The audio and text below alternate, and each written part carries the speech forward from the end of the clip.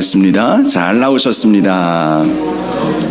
성도님 얼굴만 봐도 든든합니다. 사랑하고 축복합니다. 사랑하고 축복합니다. 오늘부터 에베소서 말씀 함께 나누려고 합니다. 교회의 신비라고 하는 주제로 에베소서 강해 설교를 진행을 하려고 하는데요. 오늘 말씀의 제목은 교회는 신령한 복을 받은 자들의 모임이다 라는 제목이 되겠습니다. 제가 특별히 이 에베소서를 강해 설교하면서 교회의 신비라고 따로 주제를 정한 이유가 있습니다. 그것은 이 에베소서에 교회에 대한 말씀들이 참 많이 나와 있기 때문입니다. 그래서 많은 신약학자들은 교회에 대한 귀한 말씀이 이 에베소서에 모두 담겨져 있다. 사실 현대는 교회론의 시대라고 해도 과언이 아닙니다. 왜냐하면 과거에는 기독론, 즉 신학적으로 말하면 기독론, 예수 그리스도가 누구신가 이에 대한 논란이 참 많이 있었습니다. 또 신론이라고 하는 그 논쟁도 있었고, 또 하나님은 과연 어떤 분이신가에 대한 논쟁과 신학적 정리 작업들이 있었죠. 기독교 역사가 흘러가면서 그러한 논쟁들은 이미 다 정리가 되었습니다. 예수님에 대해서는 참 하나님의 아들이시고 참 인간이시다.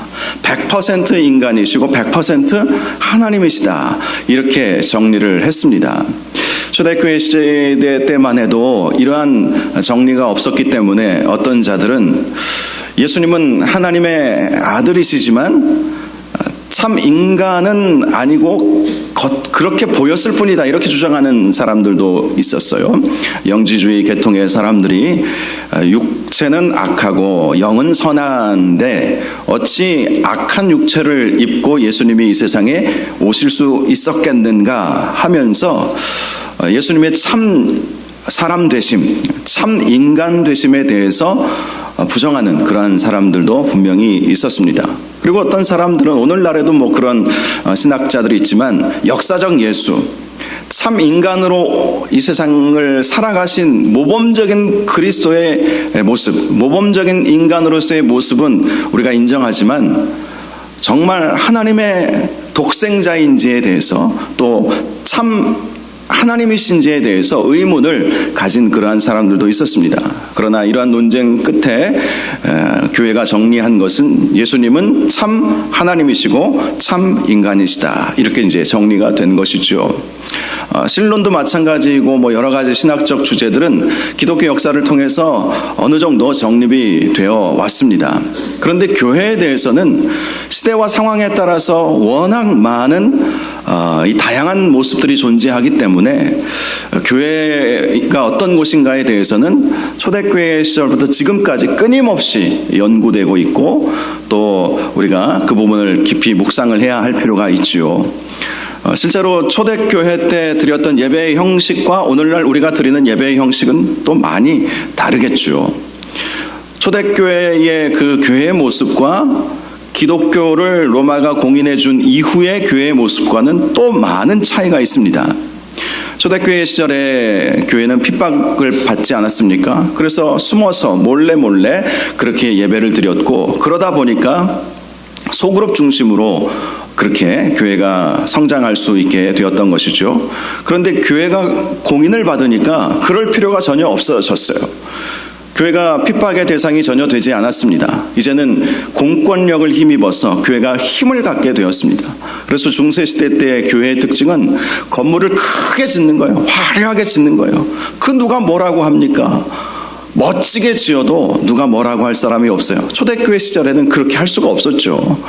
모이는 것 자체가 불법이고 핍박의 대상이 되었으니 그렇게 하기가 어려웠죠. 그런데 중세교회는 우리가 유럽 같은 경우를 가보면 교회들이 아주 멋지고 화려하지 않습니까? 이제 당당하게 모일 수 있는 권리가 주어졌고, 또 교황이 힘을 가졌을 때에는 황제보다도 더 위에 있는 권세를 가지고 있었기 때문에 그 누가 교회에 대해서 이렇다 저렇다 말할 수 없었습니다. 그러다 보니까 교회가 점점 쇠락해지고 타락해져가는 면모들이 보이게 되었죠. 그래서 종교개혁자들이 초대교회로 돌아가자, 이 모토로 초대교회의 교회를 연구하고 그들의 삶을 연구하고 초대교회 성도들은 어떻게 예배드렸을까 그렇게 연구하면서 이제 점점 개신교회들이 현대의 모습을 갖추어가게 되었죠. 그럼에도 불구하고 현대의 교회의 모습과 초대교회의 교회의 모습과는 제도적으로 또 정치적으로 또 여러 가지 면에 있어서 많이 달랐습니다. 왜냐하면 새술은 새 부대에 넣어라라는 그러한 예수님의 말씀처럼 교회는 시대를 반영해야 되는 것이거든요. 시대의 상황에 따라서 교회의 모습은 달라져 왔습니다. 그렇다 보니까 현대에 있어서도 참된 교회가 어떤 교회인가, 오늘날의 교회는 어떤 모습을 가져야 할 것인가, 이 시대에 주님께서 원하시는 교회상은 무엇인가, 이런 부분에 대해서 계속해서 우리가 연구할 수밖에 없는 것입니다. 교회라고 하는 것은 건물이 아니죠. 우리가 모여있는 이곳은 예배당일 뿐이죠. 교회는 성도들의 모임이 교회입니다. 성도들이 두세 사람이 모여있을지라도 그곳에 주님의 임재가 있고 주님의 은혜가 있으면 그 두세 사람이 모여있는 그곳도 교회인 것이죠. 제가 북한 선교 사역을 하다 보니까 이런 논쟁이 많이 있더라고요. 북한에 지하교회가 있을까? 사실 북한에 드러나 있는 교회는 봉수교회, 칠골교회, 북한 정부가 인정한 그러한 교회들이 드러난 교회이죠. 그러나 지하교회 성도들은 훨씬 많다고 알려져 있습니다. 그런데 어떤 사람들은 지하교회가 과연 교회일까에 대한 의문을 제기하죠. 그들은 모여서 드리는 예배당이 없습니다. 목회자가 없습니다. 성도들만 모여서 함께 이렇게 숨어서 예배를 드리고 있는 그 공동체를 형성하고 있을 뿐이죠. 그러한 모임이 교회일까 아닐까, 거기에 대한 이야기들을 많이 제가 듣습니다. 정말 교회라면 정식적인 제도를 갖추어야 되는데 그런 제도가 없기 때문에 북한 지하교회 성도라고 할 수는 있어도 북한 지하교회라고 말하기는 어렵다. 북한 지하 성도라고는 할 수 있어도 교회라고 말하기는 어렵다. 그렇게 말하는 사람들도 있습니다. 그러나 교회에 대해서 잘못 아는 것이죠. 교회라고 하는 것은 어떤 제도나 형식이나 건물이나 이런 것들이 아니라 두세 사람이 내 이름으로 모인 그곳에 나도 그들과 함께 있겠다 하신 그 말씀에 따라서 두세 사람이라도 모여서 하나님을 찬양하고 하나님을 예배하고 주님의 뜻을 이루고자 몸부림치며 살아간다면 그 두세 사람이 모인 그곳도 분명히 교회라고 우리가 할 수 있는 것이죠. 초대교회가 사실 그랬어요. 우리가 이 바울의 서신서들을 보면 에베소 교회, 빌립보 교회, 고린도 교회 이렇게 여러 교회들의 이름을 우리가 알고 있지만 그 교회들이 과연 얼마나 모였을까? 물론 어떤 교회는 수십 명, 수백 명 모이는 교회들도 있었겠지만 어떤 교회는 그렇지도 않았습니다. 작은 숫자의 모임이 교회였던 것이죠. 바로 이렇게 교회에 대한 이 연구는 오늘날에도 진행이 되고 있고 또 시대는 계속해서 바뀌어 가기 때문에 교회가 어떤 곳이 되어야 하는가에 대해서는 시대에 따라서 우리가 다시 적용해야 할 필요가 있는 것입니다. 그럼에도 불구하고 이 에베소서의 말씀을 보면 초대교회의 교인들의 모습을 볼 수가 있고 사도 바울이 교회가 어떤 곳인지에 대해서 우리에게 알려준 그 말씀들을 통해서 우리가 교회의 본질을 하나하나 찾아갈 수 있게 될 것입니다. 이 에베소서는요, 사도 바울이 2년 동안 로마 감옥에 갇혀 있을 때 쓴 옥중서신입니다. 옥중서신. 에베소서, 빌립보서, 골로새서, 빌레몬서 이 네 권이 로마 감옥에서 사도 바울이 쓴 편지들인데요. 이 에베소 교회는 사도 바울이 2차 선교 여행 이 마지막 때쯤에 이곳에 잠시 들러서 복음을 전하고, 원래 사도 바울의 2차 선교 여행의 중심지는 사도 바울이 처음에 생각하고 있었던 곳은 바로 이 에베소였습니다. 그런데 성령께서 아시아로 가지 못하게 하시고 마게도냐로 가게 하셔서 유럽으로 가게 되었던 것인데요. 2차 선교 여행을 이제 마무리할 즈음에 사도 바울이 에베소에 들려서 복음을 전하고 브리스길라와 아굴라를 거기다 남겨두게 되죠. 그리고 이제 안디옥 교회로 다시 돌아오게 되었습니다. 그리고 3차 선교 여행 때에 이 에베소를 가장 먼저 방문을 해서 3년 동안 두란노 서원이라고 하는 곳을 중심으로 이제 교회를 목양을 하고 하나님의 말씀을 가르치는 일이 있게 되었던 것입니다. 그래서 세워진 교회가 에베소 교회였습니다. 오늘 본문 1절을 보면 사도 바울은 자기 자신을 이렇게 설명합니다. 하나님의 뜻으로 말미암아 그리스도 예수의 사도된 바울, 이렇게 자신을 설명하고 있습니다. 사도 바울은 그의 서신서 도입부마다 가장 먼저 내가 누구인가에 대한 설명을 해주었습니다.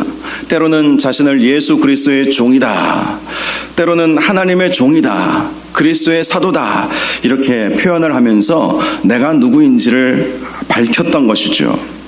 오늘 본문에 등장하는 하나님의 뜻으로 말미암아 그리스도의 사도가 되었다라고 하는 이 말씀은 고린도 후서와 골로새서에도 동일하게 나와 있는 것을 발견할 수가 있습니다. 이 말씀은 자기가 사도된 것이 사람의 뜻이나 인간적인 노력에 의해서 된 것이 아님을 말씀하여 주는 것입니다. 즉 자기 자신은 다른 누군가에게 사도로 임명받은 사실이 없지만 하나님께서 자신을 사도로 불러주셨기에 주의 복음을 증거하는 사도의 삶을 살게 되었다라는 사실을 말씀하여 주었던 것입니다.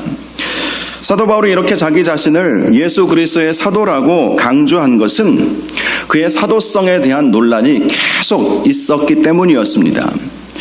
실제로 그는 교회를 핍박했던 사람 아니었겠습니까? 그런데 어느 날 갑자기 예수 믿게 되므로 복음을 전하는 사람이 되었던 거예요. 그러니 그의 사역 초기에는 그를 신뢰하기가 초대교회 성도들 입장에서는 어려웠을 거예요. 특별히 예루살렘 출신의 예루살렘 초대교회 성도들과 또 사도들은 이 사도 바울의 사도성을 의심할 수밖에 없었습니다. 정말 사도인가? 정말 예수 만났나? 과연 다시 변절하지는 않을까? 이런 생각 때문에 그를 온전히 신뢰하지 못했던 것이죠. 그리고 그의 사역 중기에는 율법 논쟁으로 인해서 그를 오해하는 사람들도 많이 있었습니다. 당시 유대인들은 구원을 받으려면 두 가지를 충족해야 된다, 이렇게 주장을 했습니다. 첫 번째는 당연히 예수 그리스도를 믿어야 하는 것이었어요. 그것은 변함없었습니다. 그런데 두 번째 요구 조건이 있었는데 율법도 지켜야 한다.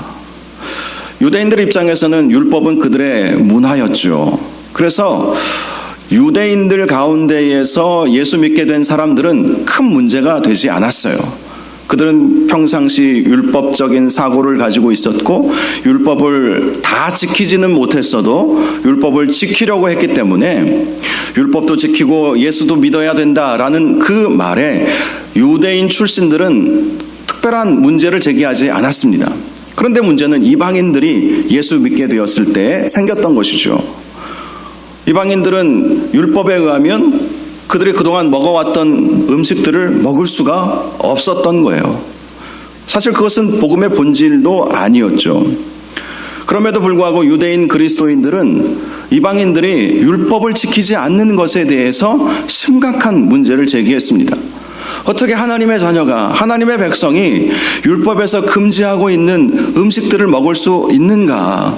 어찌 하나님의 백성이 하나님께서 율법에서 말씀하여 주신 그 제사들을 드리지 않을 수 있는가? 어찌 하나님의 백성이 절기를 지키지 않을까? 그렇게 문제를 제기할 수밖에 없었던 것이죠. 그런데 사도 바울은 그러한 생각에 반대를 하지 않았습니까? 오직 의인은 믿음으로 말미암아 살리라. 그것은 하박국 선지자가 이미 말씀해 준 그 말씀이었습니다. 우리가 구원받는 것은 믿음으로 구원받는 것이지 율법으로 구원받을 수는 없다는 것을 강조한 것입니다. 그러다 보니까 유대인 출신의 그리스도인들로부터 오해도 받고 공격도 받았습니다. 네가 정말 사도냐? 네가 정말 하나님으로부터 부름을 받았느냐? 예수 그리스도의 사도가 맞느냐? 이러한 부분들에 대해서 계속적인 공격이 있었던 것이죠. 율법 논쟁과 관련돼서는 갈라디아서 말씀을 보면 우리가 알 수가 있습니다. 사도 바울이 게바, 즉 베드로와 함께 이방인들과 식사를 하고 있었어요. 갈라디아에서 아마 그랬던 것 같습니다. 그런데 유대에 있는 형제들이 찾아온 거예요. 사도 바울은 꺼리낌이 없었습니다. 이방인들이라 할지라도 한 형제가 되었기 때문에 그들과 함께 먹고 마실 수 있었습니다. 그런데 그 자리를 도망간 베드로가 있었어요. 유대에서 형제들이 찾아왔다는 소식을 듣고 유대인들은 이방인들과 함께 식사를 하지 않았거든요. 왜냐하면 율법에서 그것을 부정하다라고 금지했기 때문에 그렇게 안 했습니다. 사도 베드로도 바울과 함께 있을 때에는 또 이방인 성도들과 함께 있을 때는 그들과 거리낌 없이 먹고 마시고 그렇게 그들과 함께 잠도 자고 그렇게 함께 살았던 것이죠. 그런데 유대에서 형제들이 왔다고 하니까 괜히 논란의 대상이 되기 싫어서 도망가 버린 거예요. 사도 바울이 갈라디아서 말씀에서 그러한 베드로의 모습을 책망하는 그러한 내용도 나와 있죠. 그만큼 율법 논쟁은 사도 바울을 끊임없이 괴롭혔던 주제이기도 했습니다. 그로 인해서 그의 사도성에 대한 의심도 계속해서 받았던 것입니다. 그래서 사도 바울은 서신서를 쓸 때마다 내가 누구인가? 나는 하나님의 뜻으로 말미암아 사도가 되었다. 예수 그리스도의 종이 되었다라는 사실을 강조했던 것입니다. 그렇다면 이 에베소서의 수신자가 누구일까? 이 에베소서는 에베소 교회에 보낸 편지잖아요. 수신자는 누구인가? 1절 하반절을 보면 에베소에 있는 성도들과 그리스도 예수 안에 있는 신실한 자들이라고 말씀을 합니다. 이 편지의 제일 처음 독자는 에베소 교회 성도들이었고 또 에베소 교회 성도들만이 아니라 그리스도 예수 안에 있는 신실한 모든 성도들을 대상으로 사도 바울이 이 에베소서를 썼다는 것을 알 수가 있습니다. 당시에는요, 복음서가 아직 안 나와 있었어요. 사도 바울이 사역할 때에는 복음서들이 아직 기록이 안 되어 있었던 때였습니다. 그러다 보니까 이 사도 바울의 이 서신서는 초대교회 성도들에게 아주 중요한 지침이 되었어요. 이 복음서가 우리가 신약성경을 보면 마태, 마가, 누가, 요한복음이 먼저 나와 있기 때문에 사도 바울의 서신서들보다 이 복음서들이 먼저 쓰여졌을 것이라고 생각하지만 그렇지 않습니다. 사도 바울의 서신서들이 먼저 쓰여졌고 그것을 초대교회 성도들이 회람하면서 에베소 교회에 보낸 편지였지만 그 편지는 다른 지역의 성도들에게도 읽혀졌고 그들의 신앙의 기초로 작용을 했던 것이죠. 그리고 나서 이제 나중에 복음서가 등장하면서 정말 예수님이 어떤 삶을 사셨는지 각 그 저자마다 이 복음서도 이 첫 번째 독자들이 서로 달라요.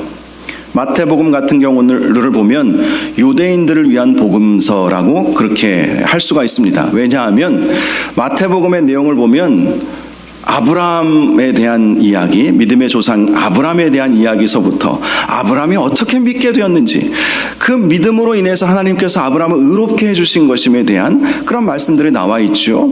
그리고 천국에 대한 표현, 천국, 하나님 나라와 천국은 같은 개념이지만 서로 그 받아들이는 독자들에 의해서 서로 다르게 느낄 수도 있는 단어가 천국과 하나님의 나라입니다. 유대인들은 하늘나라, 천국을 그들의 마음 가운데 하나님께서 계신 하늘나라를 늘 생각을 했어요. 그런데 다른 복음서에는 이방인들을 대상으로 복음서가 쓰여졌기 때문에 천국이라는 말은 안 나오죠. 하나님 나라 이렇게 등장을 합니다. 이 마태복음은 유대인들을 위한 복음서다. 그래서 이 마태복음의 내용을 보면 구약의 말씀들이 많이 인용이 되어 있습니다. 구약 성경에서 말씀하고 있는 그분이 바로 예수 그리스도이시다. 유대인들이 믿고 있는 구약 성경에서 예언하고 있는 바로 그분이 예수 그리스도이심을 말씀을 해 주었던 것이죠.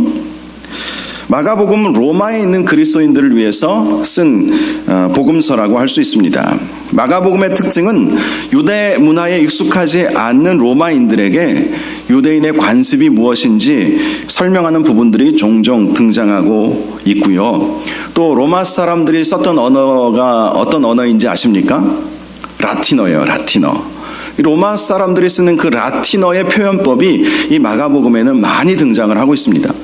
그래서 마가복음은 로마에 있는 이방인들 중에 그리스도인이 된 사람들에게 예수 그리스도가 어떤 분이신지를 설명하고 있구나라는 사실을 발견할 수 있죠.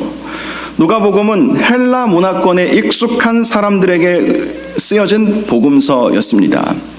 여러분 아시겠지만 헬라 제국이 로마에 의해서 무너졌죠. 그런데 로마 제국은 헬라의 문화를 대부분 수용을 했습니다. 헬라의 그 찬란한 헬라의 철학과 또 헬라의 그 찬란한 문화들을 그대로 받아서 로마화했던 것이죠.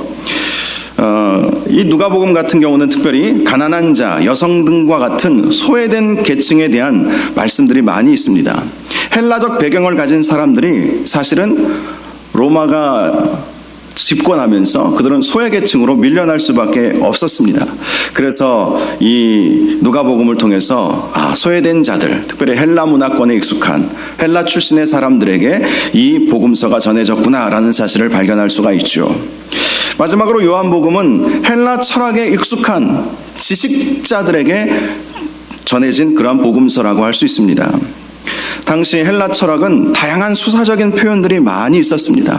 알 듯 모를 듯한 그런 표현들이 이 헬라의 그런 철학자들의 그 문헌들을 통해서 발견할 수가 있는데요. 그래서 이 요한복음도 읽다 보면 이 말인 것 같기도 하고 저 말인 것 같기도 하고 이게 정말 헷갈리는 부분들이 많이 있잖아요. 근데 그렇게 해야 복음이 전해질 수 있는 거예요. 헬라 철학에 익숙한 사람들은 그러한 수사적인 방법들을 써야 그것에 대한 권위를 인정해 주었기 때문에 그런 사람들에게 쓰여진 복음서가 이 요한복음이었던 것이죠. 제가 드리고자 하는 말씀은 사도 바울의 이 서신서들이 이러한 복음서들보다 먼저 등장했다는 것이고 이 복음서들은 초대교회 성도들의 지침이자 신앙의 기준이 되었다는 것이죠.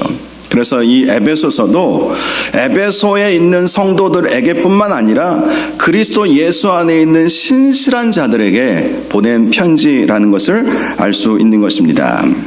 2절을 보면 사도 바울은 그들에게 하나님 우리 아버지와 주 예수 그리스도로부터 은혜와 평강이 있기를 축복하고 있는 것을 볼 수 있습니다. 은혜와 평강, 이것은 우리의 삶에 있어서 너무나도 중요한 것이죠. 하나님의 은혜로 사는 것, 또 하나님의 평강이 머무는 삶을 사는 것, 그것은 우리 성도들에게 있어서 늘 우리가 기도해야 할 기도 제목이기도 합니다. 그런데 이 둘은 사실 분리할 수는 없습니다. 왜냐하면 주님의 은혜를 힘입게 되면 반드시 주님의 평강이 오기 때문인 것이죠. 저와 여러분의 삶 속에서도 사도 바울이 에베소 교회와 신실한 자들에게 축복하였던 것처럼 주님의 은혜와 평강이 가득하시기를 주님의 이름으로 축복합니다. 하나님의 은혜가 있는 삶, 또 하나님께서 주시는 평강을 누리는 삶, 그런 삶이 참 복된 삶이죠. 3절을 보면 사도 바울의 찬양이 나옵니다. 하나님 곧 우리 아버지께서 그리스도 안에서 하늘에 속한 모든 신령한 복을 우리에게 주신 것을 사도 바울은 찬송하리로다 하면서 찬송을 한 것입니다. 하늘에 속한 신령한 복은 구원의 복을 말하는 것입니다. 구원의 복은 땅에 속해 있지 않다는 것이죠. 땅에서 만들어낸 것이 아니라는 것입니다. 하늘에 속한 것이고 하나님께서 우리에게 주신 복이 바로 하늘에 속한 신령한 복, 구원이라는 것입니다. 그리고 이 복은 그리스도 안에 있는 것임을 말씀하여 주고 있습니다. 그리스도 안에 있다는 것은 그리스도와 연합한 자들에게 주어지는 복이라는 것이고, 더 나아가 그의 몸된 교회 안에 거하는 사람들에게 주어진 복이다라고 말씀하는 것입니다. 그런데 4절을 보면 이 하늘에 속한 신령한 복은 창세전에 그리스도 안에서 우리를 택하사 우리로 사랑 안에서 그 앞에 거룩하고 흠이 없게 하려 하신 것임을 말씀을 하고 있습니다. 이 말씀을 통해서 몇 가지 중요한 부분들을 발견할 수가 있습니다. 하늘에 속한 신령한 복은 하나님 앞에서 거룩하고 흠이 없어야 받을 수 있다는 것이죠. 그런데 우리가 거룩하고 흠 없는 삶을 살 수 있겠습니까? 유대인들은 거룩하고 흠 없는 삶을 살기 위해서 율법을 지키려고 했습니다. 그런데 아무리 율법을 지키려 한들 율법을 다 지켜낼 수 있는 사람은 세상에 아무도 없었던 것이죠. 오직 예수 그리스도만이 율법을 다 지켜내셨던 것이고 율법을 완성하신 분이셨던 것입니다. 그런데 우리 일반 사람들은 율법을 통해서 전혀 거룩해질 수가 없었던 거예요. 전혀 흠이 없게 될 수가 없었던 것입니다. 율법을 오늘 하루 다 지켜서 오늘 하루 거룩하고 흠이 없었다 할지라도 내일 율법을 범하면 그는 부정한 사람이 되어 버렸던 것이죠. 그래서 주님께서 우리를 대신해서 십자가에 달려 죽으신 거예요.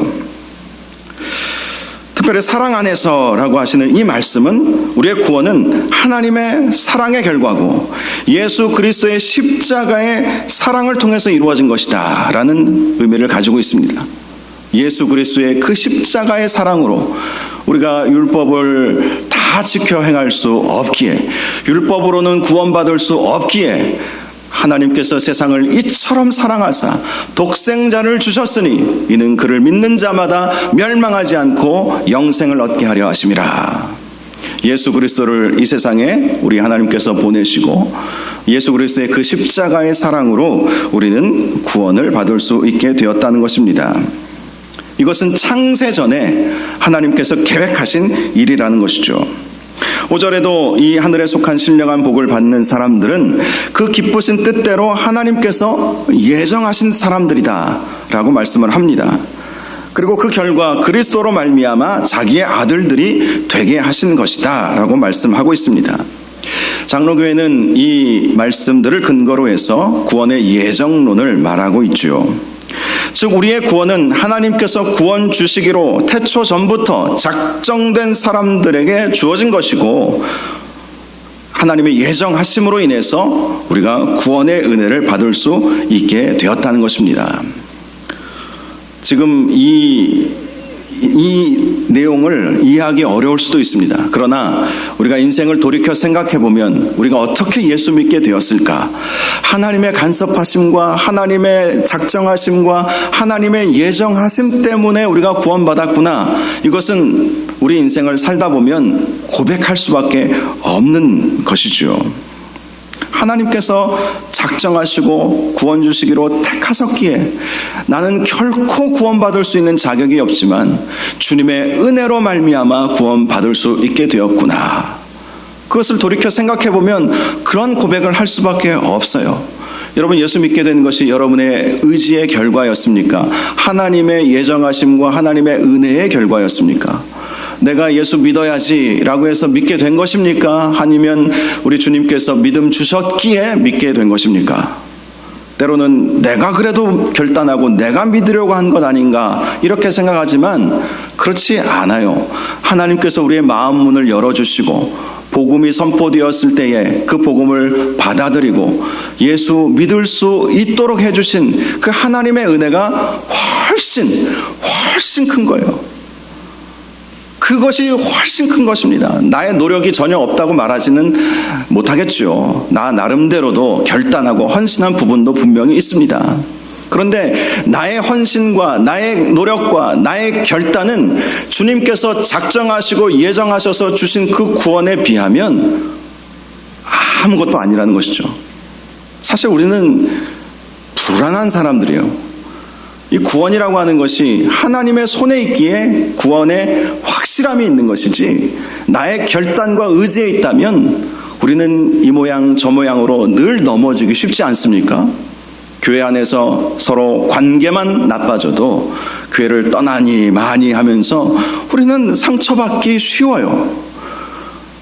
만약에 우리의 의지의 결과가 구원이라면 그 구원은 어제는 우리가 구원받은 것 같은데 오늘은 구원 못 받은 것 같아. 그렇게 생각할 수밖에 없게 만드는 것입니다. 그런데 이 구원이라고 하는 것은 전적인 하나님의 은혜의 결과이고 하나님께서 구원 주시기로 작정한 사람들에게 주신 선물이기 때문에 우리의 구원에 확실함이 있는 거예요. 그래서 칼빈 같은 경우는 성도의 견인에 대해 말씀을 했습니다. 성도의 견인, 끝까지 끌고 간다는 거예요.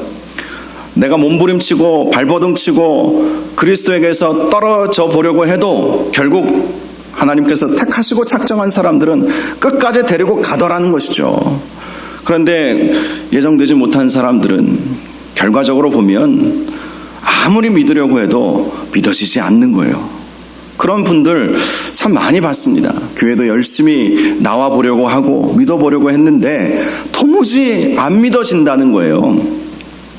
그래도 감사하게도 교회 끝까지 나오면 그것이 또한 하나님의 예정 가운데 있는지 또 누가 알겠습니까? 그런데 저는 그런 분들에게 이런 질문을 하고 싶어요. 과연 얼마나 노력해 보았길래 그렇게 속단합니까? 그렇게 제가 말씀을 드리기는 하는데 사실 구원이라고 하는 것은 하나님의 전적인 은혜의 결과인 것이죠.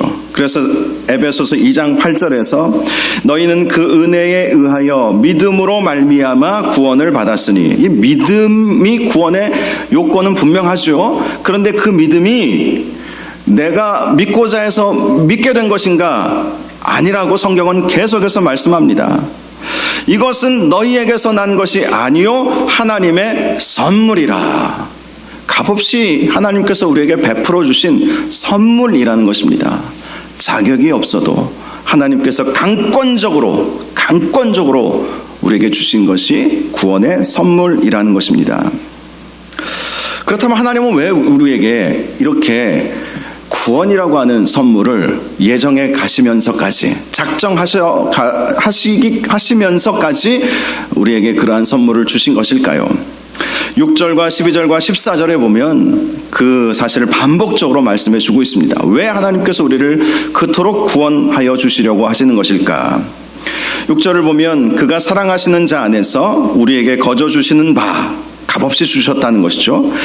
그의 은혜의 영광을 찬송하게 하려는 것이라. 우리가 거저 받았으니까 구원이라고 하는 것 하나님께서 거저 주신 것이라 하나님을 찬송할 수밖에 없는 거예요. 내가 수고하고 노력해서 구원을 얻어낼 수 있다면 하나님을 찬송할 일이 없죠. 내 스스로 칭찬하겠죠. 참 잘했다, 대견하다 이렇게 말하겠죠. 그러나 그렇게 말할 수 없다는 거예요. 구원은 전적인 하나님의 은혜이기 때문에 하나님을 찬송할 수밖에 없는 거예요. 나 같은 죄인을 주님이 구원하여 주셨구나. 나 같은 죄인을 대신해서 예수님이 십자가 지셨구나. 나는 아무리 노력해도 율법도 지킬 수 없고 늘 죄짓고 넘어질 수밖에 없는데 그런 나를 사랑하셔서 예수님이 십자가 지심으로 나를 구원하여 주셨구나. 태초전부터 나에게 구원 주시기로 주님께서 작정하셔서 내가 구원을 받았구나. 내가 한 것은 아무것도 없는데 주님께서 구원을 주시니 얼마나 감사합니까? 그 은혜의 영광을 찬송하게 하기 위해서 값없이 구원의 선물을 우리에게 주셨다는 것입니다. 12절에도 이는 우리가 그리스도 안에서 전부터 바라던 그의 영광의 찬송이 되게 하려 하심이라. 그의 영광의 찬송이 되게 하려고 주님께서는 우리에게 값없이 우리를 작정하시고 택하시고 예정하셔서 우리에게 구원을 주셨다는 것입니다. 14절에도 이는 우리 기업의 보증이 되사 그 얻으신 것을 속량하시고 그의 영광을 찬송하게 하려 하심이라 라고 말씀합니다. 값없이 우리에게 구원을 선물로 주신 이유, 그것은 우리가 하나님을 찬송하도록 전적으로 하나님만을 높여드리도록 하기 위해서 우리에게 구원의 선물을 주셨다라고 말씀을 하는 것입니다. 7절을 보면 우리가 받은 구원에 대해서 그의 은혜의 풍성함을 따라 그의 피로 말미암아 속량 곧 죄사함을 받았다라고 말씀을 합니다. 예수 그리스도의 피는 속죄의 제물의 피와 같았습니다. 그러나 구약의 속죄의 제물과 근본적으로 차이점이 있습니다. 구약 시대에 죄를 지었을 때 드렸던 속죄 제물의 피는 온전한 죄 용서를 주지는 못했습니다. 그래서 죄 지을 때마다 속죄 제물을 하나님 앞에 드려야 했지요. 그러나 예수 그리스도의 그 보혈은 완전한 속죄의 피가 되어 주셨던 것이죠. 이제는 우리가 죄 지었다고 소나 양이나 염소나 가난한 자들은 비둘기라도 가지고 와서 피를 흘려서 제사 드릴 필요가 없습니다. 그 구약시대에 드렸던 그 제물의 피의 제사는 완전한 제사가 아니었어요. 그런데 예수 그리스도께서 십자가에 흘려주신 그 피는 완전한 속죄를 우리에게 주시는 것이기에 우리는 더 이상 구약시대에 드렸던 속죄 제물을 가지고 주님 앞에 나와 제사 드릴 필요가 없게 된 것이죠. 단번에 예수 그리스도의 보혈의 피로 말미암아 우리가 구원을 받게 되었다, 이렇게 말씀을 하는 것입니다. 이 사실을 아는 것이 참 중요합니다. 이것을 모르면 유대인들처럼 율법을 지키려고 하겠죠. 죄 지을 때마다 제물을 가지고 와서 제사장이 대신 각을 뜨고 내장을 빼내고 그리고 피를 흘리게 해서 또 번제로 하나님 앞에 그렇게 제사를 드려야 되지 않겠습니까? 그런데 예수 그리스도의 그 속량의 피로 말미암아 우리는 그러한 제사를 드릴 필요가 없고, 대신 우리가 예수 그리스도께서 우리를 대신하여 피 흘려 죽으셨음을 믿는 것, 이 믿음이 중요하게 되었다는 것입니다. 8절과 9절을 보면 우리에게 모든 지혜와 총명을 넘치게 하심으로 그 뜻의 비밀을 알려주신 것이다 라고 말씀을 합니다. 하나님께서 우리를 구원하시기 위해서 하신 그 방법은 사실은 비밀스러운 것이었다는 것이죠. 그러니 유대인들이 그 비밀스러운 것을 알지 못하고 율법을 통해서 구원을 얻으려고 했다는 것입니다. 그런데 하나님은 우리에게 모든 지혜와 총명을 넘치게 하여 주심으로 그러한 구약의 제사의 방법으로 구원을 얻을 수는 없다는 사실을 알게 하신 것이죠. 하나님께서 우리에게 지혜를 주심으로 우리가 믿음으로 구원 얻을 수 있게 되었다는 사실을 알게 하셨다는 것입니다. 모르면 인간적인 방법을 쓰겠지만 우리는 하나님께서 우리에게 모든 지혜와 총명을 넘치게 하여 주셨기 때문에 하나님의 그 구원 계획을 우리는 알게 되었고, 그 구원 계획에 따라서 예수 그리스도를 믿는 믿음으로 나아갈 수 있게 되었다는 것을 지금 말씀해 주는 것입니다. 더 나아가 이 구원은 그의 기뻐하심을 따라서 그리스도 안에서 때가 찬 경륜을 위하여 예정하신 것이라고 말씀을 합니다. 말씀의 내용이 좀 복잡한 것 같지만 정리하자면 이것입니다. 구원은 하나님의 기쁘신 뜻이다라는 것이죠.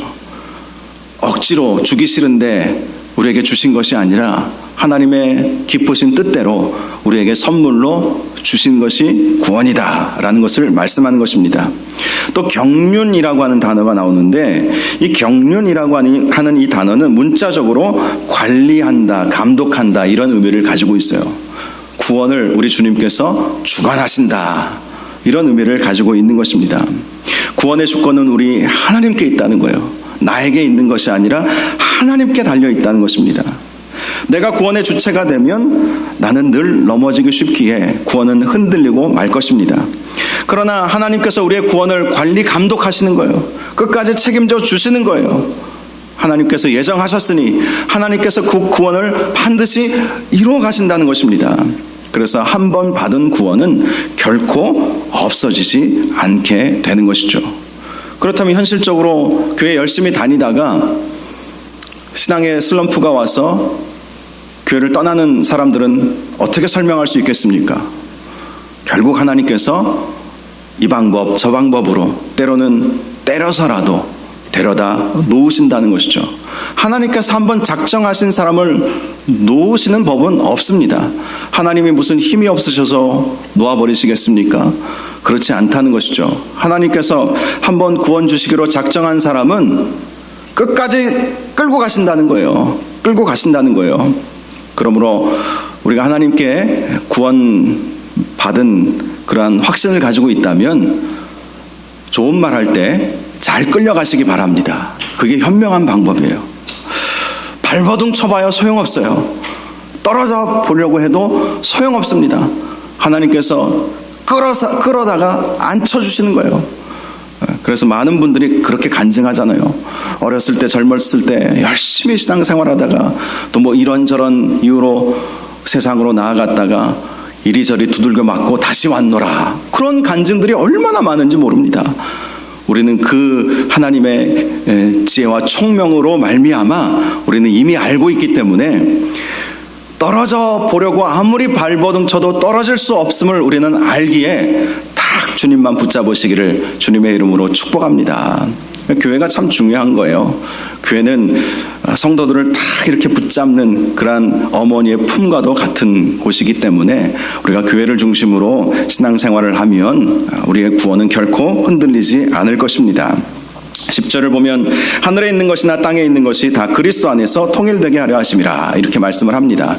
북한 선교하면서 이 본문을 많이 인용을 하기는 하는데 이것은 북한 선교 통일을 염두에 둔 말씀은 아니고요. 하늘에 있는 하나님의 뜻이 이 땅 가운데 이루어지게 되는 것이 하나님의 뜻이다. 이런 말씀을 하고 있는 것이죠.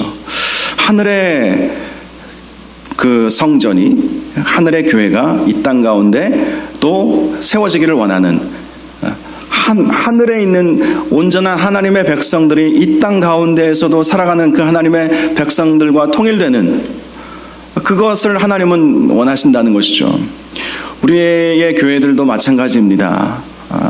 하나님께서는 우리 교회들을 바로 하늘의 모형으로, 천국의 모형으로 삼기를 원하시는 것입니다. 그래서 비록 교회가 이 땅에서의 교회는 연약하지만 그러나 세상 사람들이 우리 교회를 보면서 저 사람들이 천국의 삶을 살고 있구나.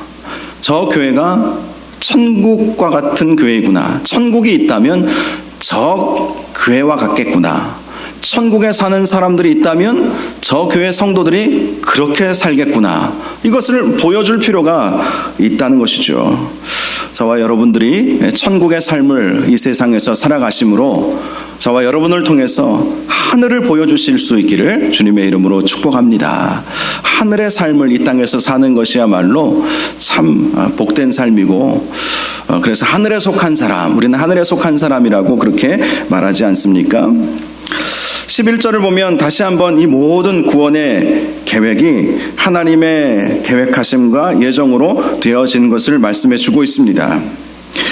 결국 모든 것이 하나님의 은혜라는 것이죠. 구원을 계획하신 분도 하나님이시고 또 그 구원을 받을 수 있도록 예정하신 분도 하나님이시고 또 그 구원의 비밀을 알게 해주신 분도 하나님이시고 그 구원의 경륜에 따라서 우리가 예수 그리스도를 믿음으로 구원받게 하여 주신 그 모든 과정에 우리 하나님의 역사하심이 있다라는 사실을 말씀하는 것입니다. 13절에 그 안에서 너희도 진리의 말씀 곧 너희의 구원의 복음을 듣고 그 안에서 또한 믿어 약속의 성령으로 인치심을 받았다라고 말씀을 합니다. 우리의 구원은 우리가 구원의 복음을 먼저 듣는 것이 필요하죠. 또 그 복음을 믿는 단계가 또 필요합니다. 그리고 그 구원을 확증하기 위해서 약속의 성령으로 인치심을 받는 것, 그 과정들이 바로 구원인 것인데요. 그 모든 과정이 하나님의 예정하심 가운데 이루어진 것임을 말씀하여 주고 있습니다. 그렇습니다. 우리가 복음을 듣고 믿게 되고 또 성령의 인치심을 받은 것은 모두가 하나님의 작정과 예정 가운데 이루어진 것이라고 말씀합니다. 사랑하는 여러분, 우리가 예수 믿어 구원받은 것은 하늘에 속한 신령한 복이라는 사실을 꼭 기억하시기를 바랍니다. 이 복이 있어야 되는 거예요. 이 세상에서 아무리 부귀 영화를 누린다 할지라도 하늘에 속한 신령한 복이 없다면 아무 소용이 없는 것입니다. 이 하늘에 속한 신령한 복은 우리가 받아야 할 최고의 복이라는 사실을 기억할 수 있기를 바랍니다. 하나님께서 이 복을 우리에게 주신 이유는 우리가 함께 하나님을 찬양하도록 하기 위해서라는 사실을 꼭 기억하시고 교회는 하늘에 속한 신령한 복을 받은 사람들이 모여서 하나님을 예배하고 찬양하는 곳이다 라는 사실을 기억하시고 우리가 모일 때마다 하나님을 찬양하시기 바랍니다. 그렇게 찬양받기를 원하셔서 값없이 우리에게 구원의 선물을 주신 것입니다. 하나님만을 온전히 높여드리심으로 구원에 합당한 열매를 맺는 저와 여러분들 되시기를 주님의 이름으로 축원합니다. 기도하겠습니다. 거룩하시고 존귀하신 아버지 하나님, 하나님의 은혜로 말미암아 값없이 우리에게 구원이라고 하는 선물이 주어졌습니다. 이 구원은 태초 전부터 하나님께서 예정하신 결과였습니다. 그러므로 우리의 구원은 결코 흔들릴 수가 없습니다. 하나님께서 구원 주시기로 작정하셨기에 우리가 주님을 믿게 되었습니다. 하나님의 그 작정하심으로 말미암아 우리가 구원을 믿게 되었으므로 우리의 구원은 결코 흔들리지 않게 될 것입니다. 주님께서 베풀어 주신 그 구원의 은혜에 우리가 날마다 감사하며 하나님을 찬양하는 복된 삶을 살게 하여 주옵소서. 예수님의 이름으로 기도하옵나이다. 아멘.